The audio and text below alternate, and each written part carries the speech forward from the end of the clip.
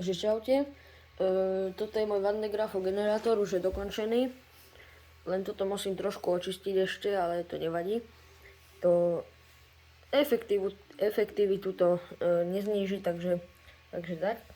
Takže tuto mám box, tam je 12V motorček 1000 otáčkový a 12V 3A zdroj.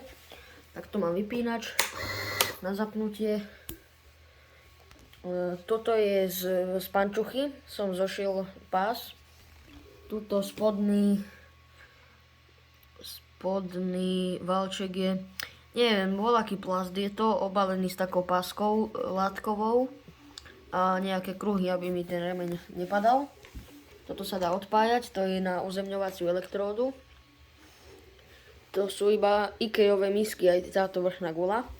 A tuto dole je môj zberač spodný, to sú iba kábliky 2 a skoro, no nedotýkajú sa, ale skoro, no teraz som ich nastavil, možno to pôjde lepšie takto. A tuto hore vám dám dole guľu, takže dal som dole guľu a tuto vidieť, keď si to otočím. Tu je vrchný zberač, toto je vlastne hrubá PVC trúbka, dá sa mi, že 5 cm v priemere a tam ju mám pripevnenú takto s drevom. A tuto sú 4 drátiky, takto ako také zberače a dotýkajú sa toho pásu. A guľu mám iba Ikeové misky a s karbovruškou som toto vyrezal.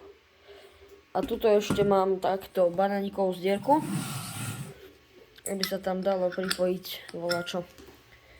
Takže, a tuto ešte som dal na tú guľu, tu je to také guľaté, toto. Takto som dal izoláciu z kábla a obalil som to hliníkovou páskou, aby náboj odtiaľ nesršal, lebo z ostrých bodov srší náboj, preto je aj tá guľa guľatá. Takže idem ju dať hore, naspäť, poskladať to a ukážem vám, ako to funguje. Takže môžeme si to ísť zapnúť.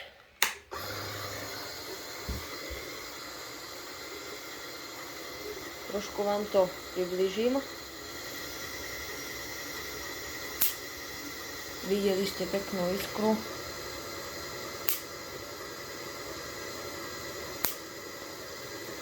Robí pekné iskry. Takže to bol môj Van de Graaffov generátor a čaute.